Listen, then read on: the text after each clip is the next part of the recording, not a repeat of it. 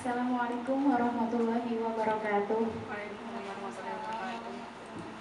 Perkenalkan, nama saya Eka Kurniasi. Saya dari Prodi TGU Pendidikan Matematika Universitas Ahmad Dahlan, Yogyakarta. Pada kesempatan kali ini saya akan menyampaikan proposal skripsi saya yang berjudul Hubungan antara efikasi diri, karakteristik cara mengajar guru, dan teman sebaya dengan hasil belajar matematika siswa kelas 8 SMP Negeri 1 Gandrumangu, Kabupaten Cilacap, tahun pelajaran 2014-2015. Latar belakang.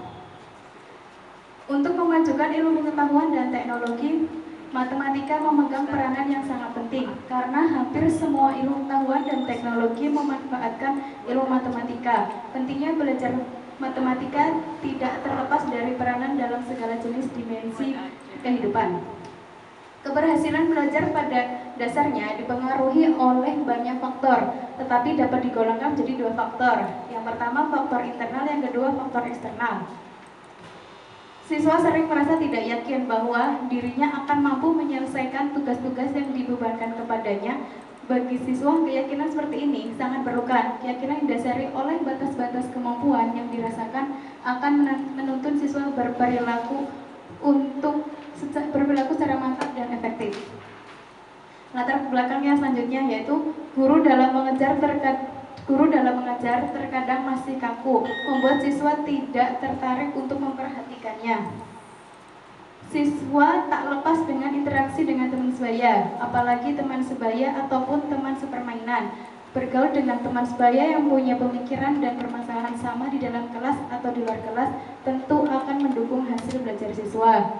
Diharapkan dari permasalahan yang sudah saya sampaikan terdapat hubungan antara efikasi diri, karakteristik cara mengajar guru, dan teman sebaya dengan hasil belajar matematika siswa. Identifikasi masalah. Di sini terdapat 4 identifikasi masalah, antara lain 1, efikasi diri yang masih rendah. Yang kedua, siswa masih menganggap bahwa matematika itu sulit dan pelajaran yang menakutkan. Yang ketiga, cara mengajar guru di kelas itu masih kaku sehingga membuat murid tidak tertarik dan tidak ingin memperhatikan mata pelajaran tersebut. Yang keempat, siswa masih kurang tepat dalam memilih teman sebaya untuk bergaul di dalam kelas maupun di luar kelas.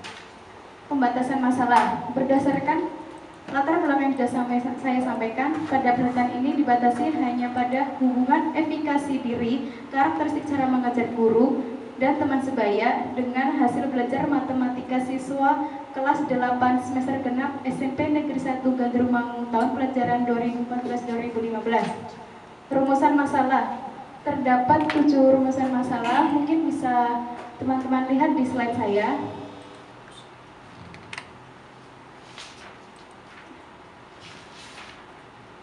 Selanjutnya yaitu manfaat penelitian. Manfaat teoritis dan manfaat praktis. Nah, manfaat teoritisnya yaitu hasil penelitian ini dapat bermanfaat untuk memberikan informasi mengenai hubungan efikasi diri, karakteristik cara mengajar guru dan teman sebaya dengan hasil belajar matematika. Manfaat praktisnya yaitu dapat menjadi bahan pertimbangan belajar bagi siswa dalam kaitannya dengan efikasi diri, karakteristik cara mengajar guru dan teman sebaya untuk meningkatkan hasil belajar matematika siswa. Dapat menambah wawasan siswa tentang perlunya motivasi belajar yang datang dari dalam diri sendiri guna untuk menunjang usaha demi tercapainya tujuan belajar dan cita-cita. Selanjutnya yaitu tentang kajian teori. Saya memaparkan bahwa matematika adalah cara atau metode berpikir dan bernalar. Matematika dapat digunakan untuk memutuskan apakah suatu ide itu benar atau salah, atau paling tidak ada kemungkinan benar. Matematika adalah suatu medan eksplorasi dan penemuan. Di situ setiap hari ide-ide baru dikemukakan. Matematika adalah cara berpikir yang digunakan untuk memecahkan semua jenis persoalan di dalam sains, pemerintahan, dan industri.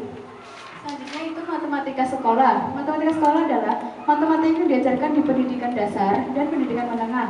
Matematika sekolah terdiri atas bagian matematika yang dipilih guna menumbuh kembangkan kemampuan-kemampuan dan membentuk pribadi, serta berpaduan pada iptek.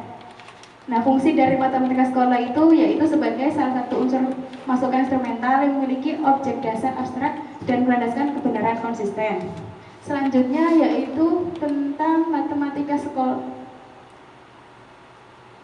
Selanjutnya tentang belajar. Belajar ialah suatu proses usaha yang dilakukan seseorang untuk memperoleh suatu perubahan tingkah laku yang baru secara keseluruhan sebagai hasil pengalaman sendiri dalam interaksi dan lingkungannya. Beberapa jenis ciri-ciri belajar. 1. Di belajar ditandai dengan adanya perubahan tingkah laku. Yang kedua, perubahan perilaku relatif permanen. Yang ketiga, perubahan tingkah laku bersifat potensial. Yang keempat, perubahan tingkah laku merupakan hasil latihan dari pengalaman. Oke, selanjutnya itu belajar matematika. Pembelajaran matematika adalah kegiatan pendidikan yang menggunakan matematika sebagai kendaraan untuk mencapai tujuan yang ditetapkan. Nah, hasil belajar itu adalah kemampuan-kemampuan yang dimiliki siswa setelah ia menerima pengalaman belajarnya. Hasil belajar adalah segala sesuatu yang didapatkan setelah seseorang melakukan kegiatan belajar. Hasil belajar matematika apa? Hasil belajar matematika itu adalah tingkat keberhasilan dalam menguasai pelajaran matematika setelah memperoleh pengalaman atau proses belajar mengajar. Nah, kita masuk ke efikasi diri. Efikasi diri adalah persepsi diri sendiri mengenai seberapa bagus diri dapat berfungsi dalam situasi tertentu. Selanjutnya, sumber efikasi diri itu ada 3. 1.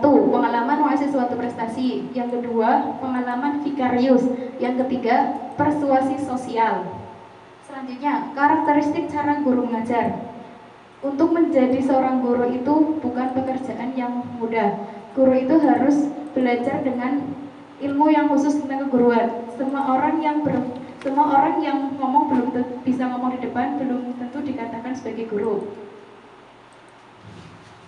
Selanjutnya, karakteristik cara mengajar guru. Peran guru itu ada 4, sebagai demonstrator, pengelola kelas, mediator, serta evaluator.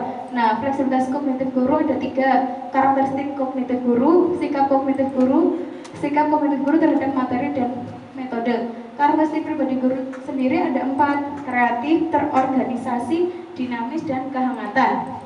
Oke, selanjutnya teman sebaya. Teman sebaya adalah anak-anak atau remaja dengan tingkat kedewasaan yang relatif sama. Anak dengan usia atau kedewasaan yang relatif sama biasanya cenderung berkelompok dan membentuk kelompok teman sebaya.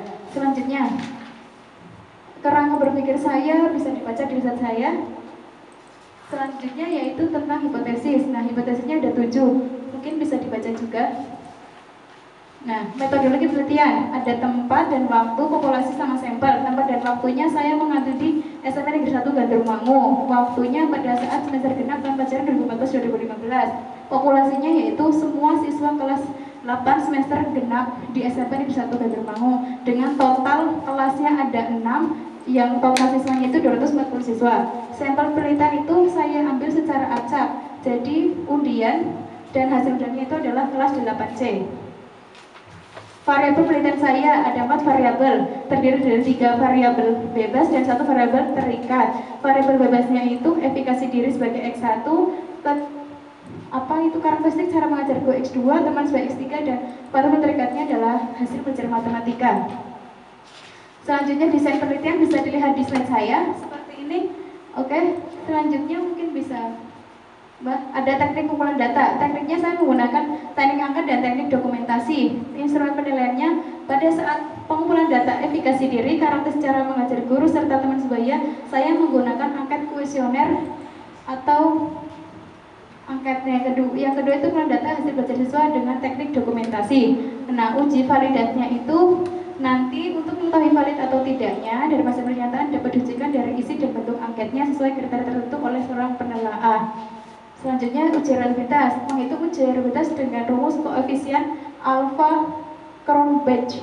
Nah, yang tujuan teknik analisis data ada 3 tahap. Yang pertama analisis data deskriptif, pengujian persyarat analisis, yang ketiga pengujian hipotesis. Oke, sekian presentasi proposal skripsi saya. Apabila banyak salah, saya mohon yang sebesar-besarnya. Semoga presentasi ini bermanfaat untuk kalian semua. Wassalamualaikum warahmatullahi wabarakatuh.